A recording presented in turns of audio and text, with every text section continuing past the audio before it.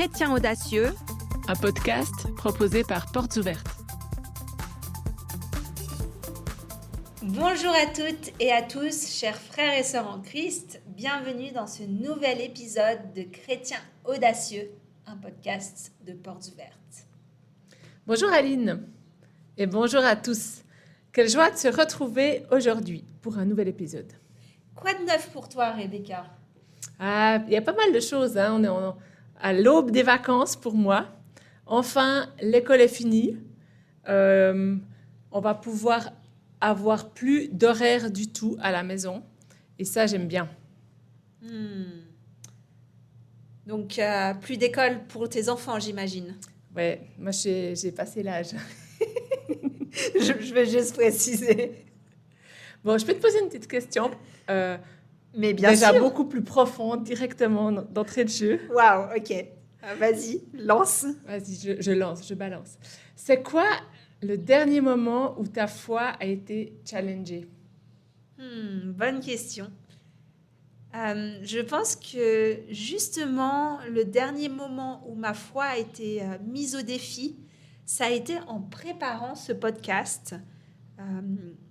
Parce que ça m'a amené à creuser plus un certain sujet. C'est très mystérieux. Intéressant. Bon, j'espère que tu nous en diras un peu plus. C'est vrai qu'aujourd'hui, moi, ce que je sais, c'est qu'on va avoir un thème un peu différent. Alors, c'est quoi en fait? Pardon. Oui, en effet. Lors de ce podcast, on va avoir un thème un peu différent. On a eu la chance, vraiment récemment, d'éditer avec la Maison de la Bible un livre vraiment fort qui partage le témoignage d'un de nos frères en Afghanistan. Et pour revenir sur ta dernière question, moi, ça m'a particulièrement parlé et défié. Ça a mis au défi ma foi parce que ce livre est fort, ce témoignage est fort. C'est vrai que c'est quand même hyper rare d'avoir des témoignages qui viennent d'Afghanistan. Donc là, il y a un livre qui partage un témoignage qui vient de là, c'est ça?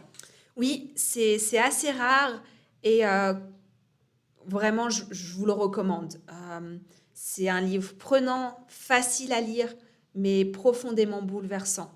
Et donc, ce que je vous propose aujourd'hui, c'est que je vais tenter de ne pas vous le spoiler, c'est pas le but, mais plutôt de vous proposer quelques questions qui, pour moi, ressortent de ce livre, des questions qui nous interrogent sur notre propre foi.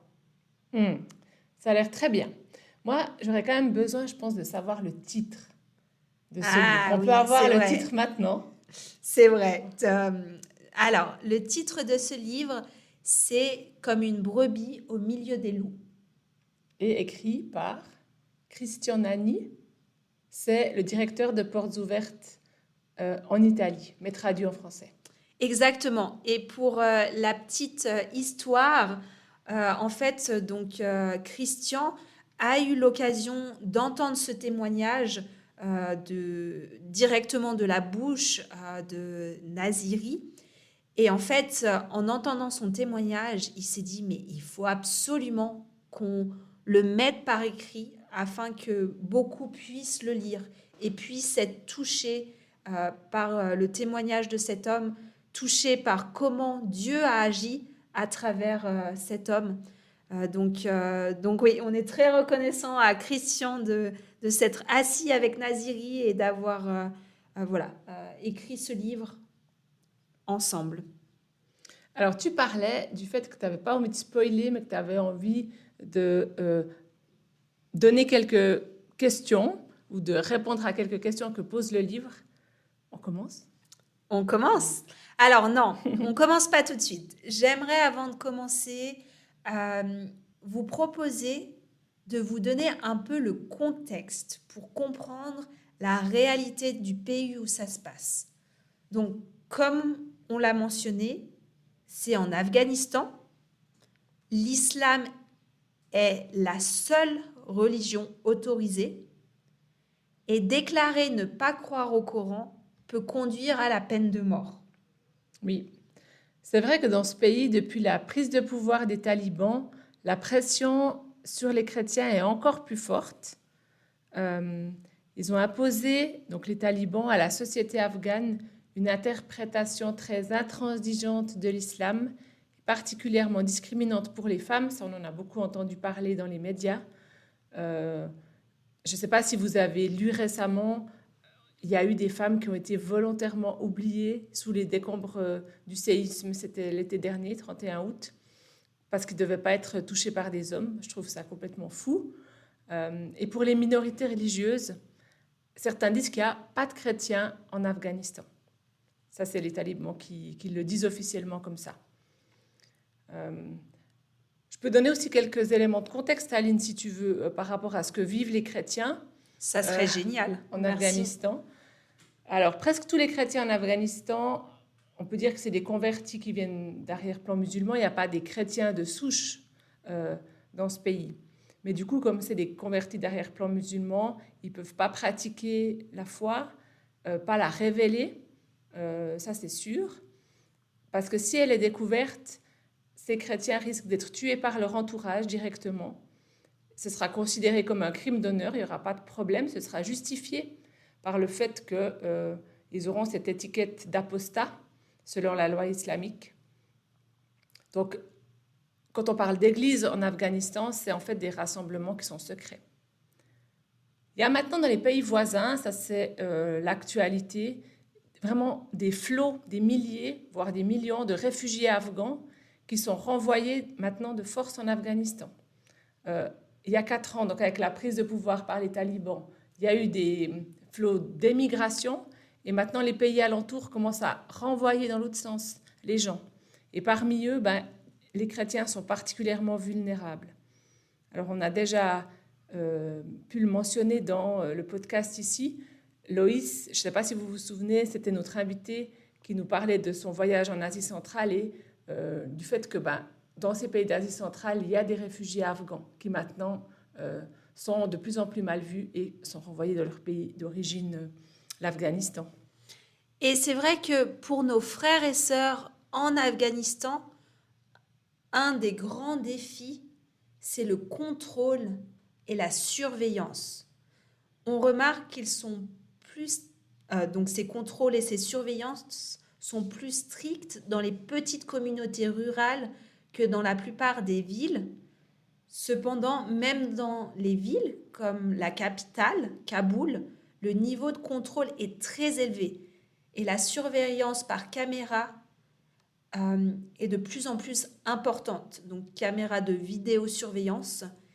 Et donc, les chrétiens sont confrontés à cette difficulté dans tout le pays. Donc, je ne sais pas si vous vous imaginez qu'est-ce que ça pourrait être dans leur quotidien, de savoir qu'ils sont sans arrêt surveillés, qu'à tout moment, ils pourraient être arrêtés parce qu'ils ont fait un faux pas, parce que,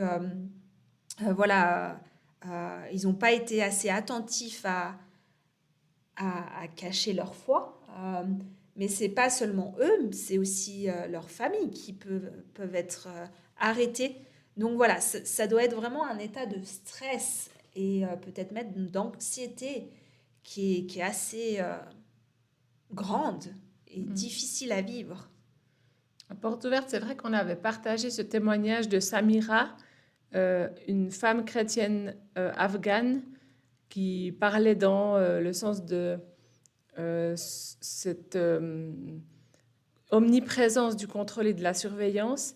Elle le disait comme ça, elle disait être secrètement chrétienne en Afghanistan, elle le comparait à marcher sur le fil du rasoir, une vie de souffrance, de précaution constante. Mais après, je me souviens qu'elle disait aussi qu'il y avait l'espoir et la force. Donc, voilà, c'est un chemin de crête, quoi. C'est fou. Ouais, c'est fou.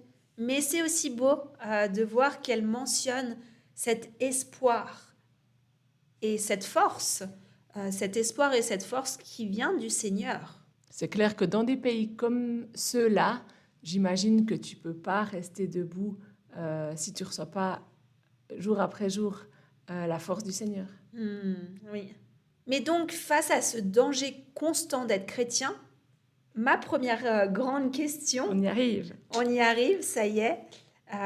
Donc, en lisant ce livre, une de mes questions, c'était, mais jusqu'où obéir à Jésus? Quand ça peut te coûter ta vie, jusqu'où obéir à Jésus? Et dans le livre du témoignage de Naziri, ce livre que j'aime appeler le livre orange, parce il est orange. Si vous l'achetez, vous verrez, il est tout orange. Et donc, dans ce livre, Naziri nous amène naturellement à nous poser cette question. Jusqu'à quel point obéir à Jésus? Lorsque les conséquences peuvent impacter ta sécurité, ta vie, et on voit que déjà par sa conversion, la conversion de sa femme, mais aussi par le fait qu'il a vraiment une vie des disciples de Jésus, Naziri est amené à rencontrer des gens qui sont peu recommandables pour un chrétien. Des gens qui pourraient vraiment lui ôter la vie. Il mentionne différentes interactions avec des talibans, avec un Moudjahidine, donc c'est la faction opposée des talibans. Et lui-même dit, il n'est pas bienvenu d'avoir des contacts avec l'un et l'autre de ces deux groupes. Il y aurait tant de raisons de me tuer qu'en théorie, n'importe quelle personne mal intentionnée pourrait être mon futur meurtrier. Et moi, c'est ce que j'ai trouvé vraiment beau dans ce livre, c'est de voir que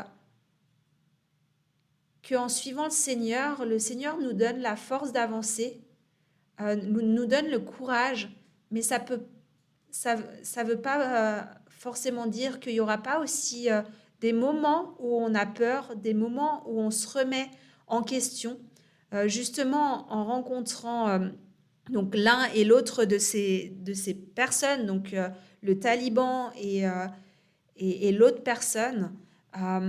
Il mentionne cette crainte qui s'empare de lui, ces questions en se disant, mais est-ce que c'est un piège? Sont-ils en train de me tester? Qu'est-ce qu'ils savent au juste de moi? Il sait qu'à tout moment, quelqu'un peut vouloir sa mort, que ça soit ces personnes ou que ça soit son voisin.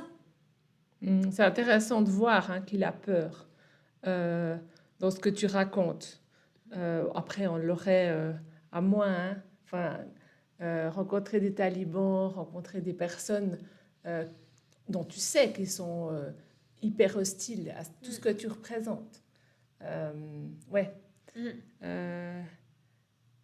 Et je pense que ça, c'est important qu'on vous le mentionne, parce que c'est vrai que parfois, en partageant l'action de Dieu dans la vie de nos frères et sœurs, c'est magnifique. C'est vraiment magnifique de voir comment Dieu agit dans leur vie.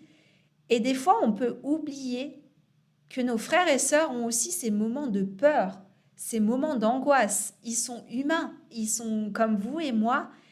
Et pour moi, ça m'encourage vraiment de demander à Dieu de leur donner de la paix, de les encourager dans leur situation, de vraiment me tenir à leur côté par la prière en demandant à Dieu d'agir dans leurs moments de doute, de peur, d'angoisse, afin qu'il leur donne cette paix incroyable qui dépasse toute compréhension et logique. Et vraiment, cette paix, on le voit dans ce témoignage. Donc, encore une fois, je vous encourage à lire ce livre qui est une pépite. On voit qu'il fait l'expérience de cette paix de nombreuses fois. Et c'est vraiment quelque chose qui lui a permis de tenir dans des situations difficiles. Et c'est vraiment, elle est mentionnée de nombreuses fois et je pense que Dieu l'a vraiment encouragée à continuer par sa présence et par sa paix. Aline, sans trop dévoiler la fin de l'histoire ou quoi, mais est-ce que tu pourrais nous en dire un peu plus au sujet de la relation que Naziri entretient avec les talibans? C'est particulier quand même. Oui, alors juste pour juste corriger, c'est, je dirais pas les talibans, en tout cas c'est un taliban. Et un jour, en fait, il y a un jeune taliban qui l'a approché et qui lui a demandé explicitement de recevoir le livre. Donc, qu'est-ce que le livre, à votre avis? Tu veux que je réponde moi, hein? Alors, vas-y. Alors les auditeurs, je pense qu'ils savent aussi. Ben, on imagine qu'il voulait une Bible, mais qu'il n'a pas osé déjà dire ou prononcer son nom. Oui, tout à fait. Mais ça Euh, veut dire qu'il savait que Naziri était chrétien. oui, et ça, c'est une très bonne question. Comment est-ce qu'il a su que Naziri était chrétien? Euh, et en fait, il l'a su parce que Naziri était un témoignage vivant. Euh, donc en citant vraiment les mots de ce jeune taliban, il a dit à Naziri, je sais que tu es chrétien et je ne suis sûrement pas le seul à le savoir. Tu es différent de nous tous. On lit sur ton visage que tu es quelqu'un d'ici et en même temps, on voit que tu n'es plus d'ici. Hmm. C'est incroyable, hein? Quel témoignage! Parce qu'on aimerait tellement, souvent, j'ai l'impression en Suisse, que ça arrive, où on Mm. prie dans ce sens, où on espère dans ce sens que notre façon de nous comporter parle pour le Seigneur. Oui, Et puis, je ne sais pas si c'est vraiment le cas. On aspire à ça, en tout cas, mais il y a oui. peut-être du travail. Ou les retours comme ça, je trouve qu'ils sont très rares. Mm. Mais dans ce cas-là, c'est ça qui a été vu. Il a été tellement transformé qu'on a dit de lui qu'il était un bout plus d'ici. Mm. C'est incroyable. À la fois, c'est magnifique parce que ça permet vraiment d'être témoin de Christ. Mais à la fois, moi, j'ai envie de dire, mais aïe, si lui, il a deviné ça, les autres l'ont deviné aussi. Donc, ça le met vraiment en danger. Danger de mort, danger d'emprisonnement. Euh, et un autre truc qui le met en danger, c'est cette demande du jeune taliban. Parce que ce jeune taliban lui demande une Bible. Et répondre à cette demande est extrêmement risqué pour Naziri. Euh, Comment il gère ça finalement? Est-ce qu'il lui fait confiance? ouais, Mhm. c'est une bonne question. J'ai envie de dire, lisez le livre. Non, je vais quand même vous le dire. Mais oui, ça a été un gros dilemme pour Naziri. Euh, faut-il lui faire confiance? Faut-il ne pas lui faire confiance? Parce que au final, c'est un taliban. Euh, si toi, tu te poses la question, Rebecca, on peut imaginer que c'était une grosse préoccupation pour Naziri. Et, euh, et en fait, donc, ce qui s'est passé, c'est que Naziri a programmé un autre rendez-vous avec quelqu'un d'autre qu'il connaît bien et qui connaissait beaucoup mieux ce jeune. Et au final, ce jeune n'est pas allé à ce rendez-vous. Donc Naziri s'est dit, bon, bah, j'ai bien fait de ne pas lui donner une Bible. Mais plusieurs temps après, le jeune l'a recroisé dans la rue et le jeune était vraiment dans un piteux état, si on peut dire comme ça. Il était nerveux, il manquait de sommeil. Euh, on voyait vraiment que ça le travaillait. Et c'est comme ça que Naziri a décidé de lui donner une Bible. Donc voilà, par un moyen détourné. Et cette décision, il l'a prise spontanément, malgré les risques, car une fois de plus, il a eu cette conviction qu'il était appelé à conduire les gens à Christ. Ouais, c'est pas la première fois que j'entends un témoignage comme ça. Je trouve que c'est complètement fou aussi la dépendance au Seigneur que ça demande, ça. Mm. Euh, j'étais en train de travailler sur un témoignage de quelqu'un de Somalie où euh, c'est un pays qui est en deuxième sur l'index mondial de persécution.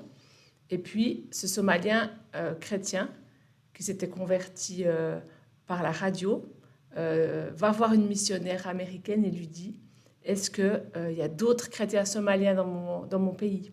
Puis elle s'est dit, soit c'est un espion, et puis la personne avec qui je vais le mettre en contact va se faire tuer, soit il a vraiment besoin d'une communauté, et puis c'est super important. Et elle prie 20 minutes, et elle se dit, c'est pas un espion, elle le met en contact avec quelqu'un d'autre, et effectivement, c'est comme ça que, alors que ce chrétien somalien écoutait la radio, était tout seul depuis des années, hop, il trouve une église. Mais dans ces situations qui sont tellement extrêmes, tu as une décision à prendre et puis tu dois juste être hyper guidé. Donc là, dans l'histoire de Naziri que tu racontes, je me dis, mais c'est fou, c'est incroyable. Comment tu peux être conduit à te dire, allons-y, faisons confiance, donnons cette Bible, c'est juste. Ouais. Et là, je pense que tu dois vraiment être conduit par le Seigneur, être conduit par le Saint-Esprit pour prendre une décision qui soit juste, parce que à la fois, tu peux tout risquer en agissant, mais à la fois, comme tu mentionnes, moi, je pense savoir de qui tu parlais, ce témoignage. Il me semble que c'est Awis. Oui. Donc, c'est le témoignage de Awis. Vous pouvez trouver la vidéo sur YouTube de son témoignage. Et c'est vrai que c'est magnifique parce que derrière, il y a eu des fruits, mais magnifiques. Donc, si cette jeune femme avait refusé de lui donner une Bible, Dieu aurait fait différemment, bien sûr. Mais derrière, ah oui, si, il a été responsable de tout un réseau d'églises. Donc, ouais, cette question de jusqu'où obéir, c'est une grosse question quand tu sais les conséquences, quand tu sais que ça peut te coûter la vie. Mais au final, moi, je pense que la réponse que j'aimerais donner, mais que j'espère est la vôtre aussi, c'est obéir. La réponse à cette question, c'est obéir tout court. Sans se fixer de limites, que ce soit dans la prudence ou dans ce qui pourrait paraître un excès, mais de se dire, si j'entends la voix du Seigneur, je vais entrer dans ce qu'il prévoit. Mais aussi, mais qu'est-ce que le Seigneur m'appelle à faire à travers sa parole? Parce que il nous guide aussi à travers sa parole. Et clairement, il nous appelle à le partager autour de nous. Mais voilà, il faut faire aussi preuve de prudence, surtout pour eux dans ces contextes. Oui. Et je pense que transposé à nous, il y a l'enseignement de se dire, il n'y a pas un point à partir duquel on pourrait ne plus obéir au Seigneur parce que c'est trop dur. Ouais, c'est obéir jusqu'à la mort, au final. C'est vrai que le Seigneur, il ne nous a pas promis la facilité en tant que disciple. Hein. Mais par contre, ce qui est vraiment beau, c'est qu'il nous a promis sa présence, jour après jour. Il a promis qu'il serait avec nous. Et Naziri en témoigne à travers la paix qu'il a expérimentée de nombreuses fois. À travers cette paix, il a fait l'expérience de la présence de Dieu dans les pires moments de sa vie. Alors maintenant, Aline, il faut que tu nous dises ce qui est arrivé à ce jeune taliban qui a eu le livre. Oui, la Bible a transformé toute sa façon de penser, remodelant totalement sa manière de voir le monde, l'avenir et Dieu. Et en fait, pendant des nuits entières, il a pleuré en parcourant les pages de la Bible. Et poussé par une joie qu'il ne pouvait pas contenir, il a voulu en parler à son meilleur ami. Et suite à ça, dès le lendemain, les talibans, dont il faisait partie jusque-là, l'ont arrêté devant chez lui et l'ont traité d'infidèle, de mécréant, de maudit renégat. Et puis, le chef du groupe l'a accusé de lire le livre des adorateurs d'idoles. Et suite à ça, en fait, ils l'ont frappé, ils lui ont attaché les pieds à une poutre pour vraiment lui assonner des coups de bâton, coup sur coup, des coups de fouet aussi, et durant vraiment un temps, mais juste interminable. Et donc la conséquence, c'est que ses bras ont été fracturés à différents endroits, il a eu plusieurs côtes cassées, il a eu la mâchoire et la pommette droite, et son corps recouvert de blessures. Et au final, il était vraiment défiguré, totalement défiguré. Euh, le côté droit de son visage était tuméfié, un de ses yeux était gonflé et donc il pouvait même plus l'ouvrir. Il avait bandage autour de la tête, ses deux bras étaient dans le plâtre. Donc ouais, vraiment, c'était pas glorieux ce qu'il a vécu du fait d'avoir lu la Bible et d'avoir rencontré le Seigneur. Ouais, ça fait froid dans le dos. Enfin, c'est hyper dur d'entendre que très vite, il a été retrouvé et il a subi ça. Oui, Tout ça parce qu'il cherchait la vérité et puis que il avait eu accès à la parole de Dieu. et voilà, si vous voulez en savoir plus, lisez le livre pour savoir ce qui est arrivé par la suite. Il a pu, il est toujours en vie je sais pas trop plus, mais voilà, lisez le livre pour en savoir plus. Mais naturellement, moi, ça m'amène à la deuxième question que je me suis posée plusieurs fois en lisant le livre. Et cette question, c'est jusqu'où souffrir pour Jésus? Vas-y, ça m'intéresse. Parce que c'est vrai que ça soit la souffrance de ce jeune taliban, mais que ça soit également celle de Naziri, qui a été lui-même par la suite arrêté, enfermé, torturé, laissé dans l'incertitude. Et au final, cela a été le plus dur pour lui, cette attente, cette incertitude de ce qui va se passer, qui l'a entraîné dans un tourbillon de pensées négatives. Et aussi cette pensée d'avoir été mis de côté et oublié. Et parce qu'en fait, donc cette arrestation, euh, la raison de cette arrestation, on lui a jamais donné, mais, euh, mais il s'en doutait. Vraiment,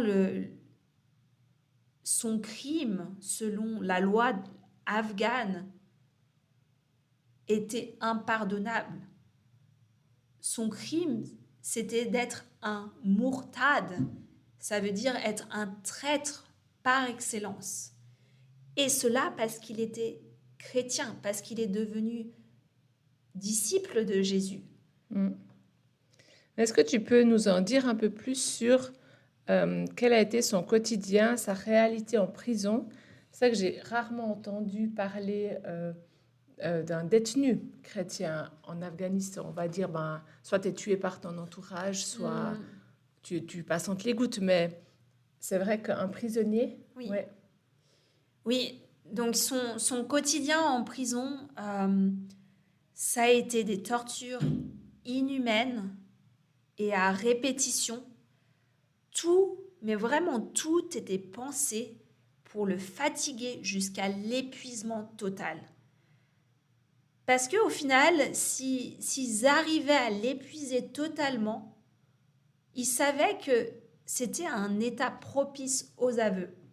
Et ils voulaient que Naziri dénonce les frères et sœurs. Et donc ils se sont acharnés sur lui physiquement. Et donc ouais, c'est juste horrible. Et sa cellule de prison, ça ressemblait à quoi? Ça ressemblait à un endroit où des gens étaient entassés avec une odeur âcre, un mélange de sueur et d'urine qui saturait l'air, et des codétenus qui ont été vraiment encouragés, explicitement encouragés à abuser de lui avec violence et de façon inhumaine pour, en récompense, pouvoir avoir un paquet de cigarettes. Et ça, c'est juste fou de te dire, mais en fait, ces gars, ces gens, ces hommes, ils se sont acharnés sur lui, même voilà, vraiment physiquement, avec violence, même jusqu'à uriner sur lui, juste pour avoir un paquet de cigarettes. Mais comment il tient Nassiri dans ce contexte-là? Alors, c'est une très bonne question. J'aimerais juste mentionner que déjà, il a dû vraiment dépasser cette question initiale qui est pourquoi ça m'arrive. Et remplacer cette question par comment est-ce que je peux te servir, Père, dans cette situation. Et vraiment, avec ce shift, il a eu une paix surnaturelle qui l'a envahi. Que ça soit dans la salle de torture, que ça soit alors qu'il gisait sur le sol de sa cellule meurtrie et violentée par ses codétenus, il avait une sérénité qu'il n'avait jamais connue et qui l'a enveloppé vraiment dans ces moments les plus horribles, dans ces moments où son corps était juste meurtri et ça devait être des douleurs mais juste atroces. Mais à la fois, il nous témoigne de ce sentiment de terreur qui le submerge. Et quand cette terreur le submerge, il se tourne vers Dieu et il lui demande de lui donner cette paix surnaturelle. Et cette paix, Dieu lui la donne. Il l'entoure de cette paix et il lui permet vraiment de tenir au milieu de l'enfer, hein, on pourrait dire. Et vraiment, moi, je vois ça comme un miracle, mais à la fois comme un magnifique témoignage de la présence de Dieu. Ouais, c'est clairement miraculeux. Une paix qui peut surpasser des conditions pareilles. Oui. C'est surnaturel, ouais. Et donc, vraiment pour répondre à cette question que je vous ai posée, jusqu'où souffrir pour Jésus? J'aimerais vous citer une question que Naziri s'est régulièrement posée et que moi, personnellement, je trouve vraiment très forte. Donc, régulièrement, il s'est posé cette question: à quel point est-ce que je te ressemble aujourd'hui? À quel point est-ce que je te ressemble, ô mon Jésus, aujourd'hui? C'est vrai qu'à travers les tortures, les souffrances qu'il a vécues, il peut complètement s'identifier à Christ, hein, lui-même, et aux souffrances que Jésus a vécues. Alors Jésus, lui, il est allé jusqu'à la mort, alors qu'il était sans faute, pour que nous, on puisse être réconciliés avec Dieu. Alors est-ce que nous, on pourrait être aussi prêts à souffrir pour lui? Que la question, elle se pose comme ça, c'est assez défiant, c'est assez nouveau. En tout cas pour moi, occidental. Et possiblement mourir pour le nom de Jésus. En tout cas, Nassiri, il n'en était pas loin. Ouais. Oui. Et je vous propose de prendre quelques secondes pour réfléchir à ça. Pourrions-nous, ou pourrais-tu, toi, être prêt à souffrir pour Jésus, pour le nom de Jésus, et possiblement mourir pour ce nom qui est si magnifique? Maintenant, si on reprend, Aline, moi je me questionne sur comment la famille de Nassiri a vécu tout ce chapitre de prison, tout ça. Merci beaucoup, Rebecca, de poser cette question. Parce que c'est vrai qu'une arrestation, une détention, ça impacte pas seulement la personne qui la vit, mais ça impacte également toute la famille de la personne. Et la femme de Naziri en témoigne. Elle a dit, les enfants pleurent, ce sont des moments terriblement difficiles, mais pourtant, parfois, dans la journée ou dans la nuit, elle ressent une paix surnaturelle. Elle a la conviction qu'elle se trouve au cœur de la volonté du Père. Et lorsque de sombres pensées menacent de prendre le contrôle de son âme, elle a cette certitude, et c'est un véritable réconfort pour elle, de savoir qu'elle est au cœur de la volonté du Père. Et d'avoir cette paix surnaturelle dont on a déjà mentionné, dont Naziri a fait l'expérience de nombreuses fois. Mais on peut les imaginer, lui dans la prison, qui expérimente ça, et elle aussi de son côté, cette peine surnaturelle, à nouveau. Oui, C'est fou, hein? c'est fou. Ils sont séparés, mais en fait, le Seigneur les couvre, et l'un et l'autre. Ouais, le Seigneur prend soin de chacun d'eux là où ils sont. Et ouais, que nous, ici en Suisse, nous puissions vraiment prier pour les prisonniers, qu'on puisse prier aussi pour les familles des prisonniers, qu'ils puissent expérimenter cette présence du Seigneur. C'est vrai que maintenant, si on doit revenir à nous, et puis à qu'est-ce qu'on peut apprendre à la lecture de ce livre, ou en tout cas des questions que le livre pose, on disait au début, on a peu souvent un témoignage d'Afghanistan. Là, tu nous donnes quelques bribes.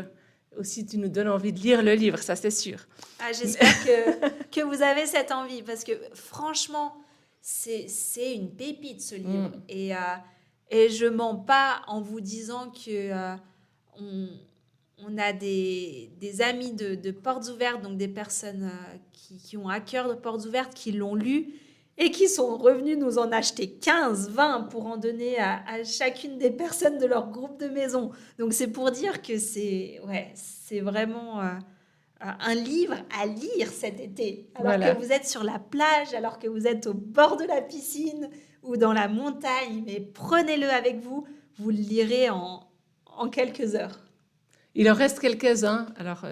Oh oui, on a du stock. On a du stock, vous en faites pas. Et sinon, on en recommandera. Mais c'est vrai que par rapport à comment est-ce que nous, on peut appliquer ce qu'on entend de ce témoignage pour nous, on ne va pas vivre ça, hein, mais qu'est-ce qu'on va en faire? C'est une très bonne question. Peut-être que ça nous pose la question, qu'est-ce que ma foi me... Pardon. Peut-être, je peux dire ou pas? Peut-être ça peut nous poser cette question qui est qu'est-ce que ma foi me coûte vraiment aujourd'hui?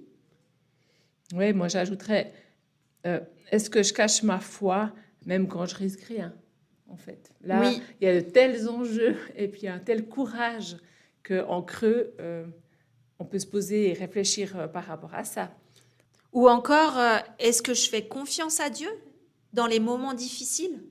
Oui. Alors nous, on vit peut-être pas un emprisonnement, mais on vit aussi des choses difficiles. Comment est-ce que je peux faire confiance à Dieu à travers cette situation? Il est digne de confiance pour eux, pour ce chrétien afghan et pour nous, de la même manière, c'est vrai. Exactement, oui. Et puis aussi par rapport à la paix, je me dis, la paix surnaturelle, est-ce que nous, on l'expérimente aussi? Est-ce qu'on la connaît, la paix de Dieu qui inonde les pensées, hein? Dans le texte biblique, c'est comme ça. On prie pour qu'elle inonde nos cœurs, nos pensées, qu'elle surpasse l'intelligence.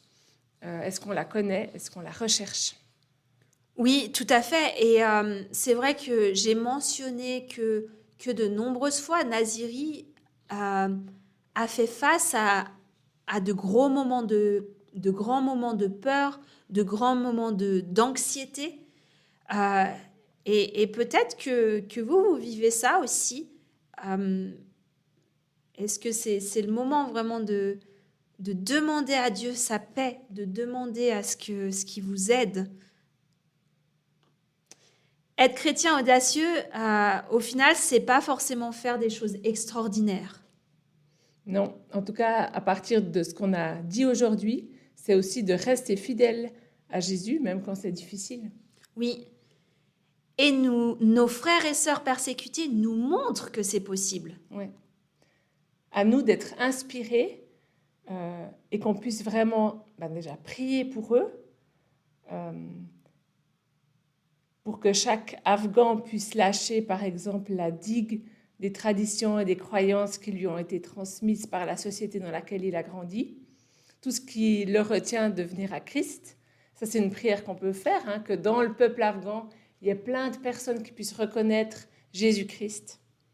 Que Dieu puisse vraiment aussi fortifier et encourager tous ces prisonniers de Jésus-Christ, tous ces chrétiens qui se sont donnés à lui, qui n'ont pas de plan B et qui ne sont plus du tout maîtres de ce qui leur arrive, mais parce que voilà, ils ont tout donné à Christ. Oui, nos frères et sœurs emprisonnés ont aussi tellement besoin de nos prières face à l'attente, l'incertitude, les tortures, les questionnements et les doutes. Et on peut vraiment prier pour eux. Est-ce qu'on le ferait ? Alors, volontiers. Seigneur Jésus, je te remercie pour vraiment chacun de nos frères et sœurs persécutés en Afghanistan. Et j'aimerais te prier vraiment qu'ils puissent faire l'expérience de cette paix extraordinaire. Cette paix qui vient seulement de toi.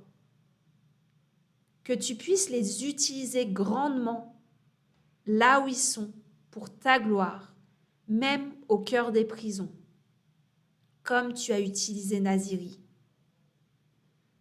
Vraiment fortifie-les, protège-les, et qu'ils puissent savoir qu'ils ne sont pas seuls, que nous prions pour eux et que toi tu es avec eux, jour après jour. Amen. Amen. Alors on arrive gentiment à la fin de ce podcast. Je pense que notre défi, d'ici le prochain épisode, ce sera d'avoir lu le livre. Oui, le défi qu'on te lance, c'est de lire le livre et aussi de télécharger la liste des prisonniers qui est disponible sur notre site internet. Donc c'est une liste qu'on édite année après année. Ça nous demande pas mal de recherches, mais on a vraiment à cœur à Portes Ouvertes Suisse de continuer à l'éditer afin que les prisonniers tout autour du monde ne soient pas oubliés. Nos frères et sœurs qui sont emprisonnés ne soient pas oubliés et qu'on puisse prier jour après jour pour eux. Alors cette liste des prisonniers, tu vas la trouver sur www.portesouvertes.ch/prière. Et puis si tu recherches le livre dont on a parlé aujourd'hui, son titre c'est « Comme une brebis au milieu des loups » par Christian Nani. C'était un plaisir de pouvoir avoir cette discussion ensemble. N'hésite pas à nous écrire en commentaire ce qui t'a touché, de nous écrire si tu envisages de lire Comme une brebis au milieu des loups. Et ça sera une joie de se retrouver le mois prochain. À bientôt, Aline. À bientôt. Bye bye.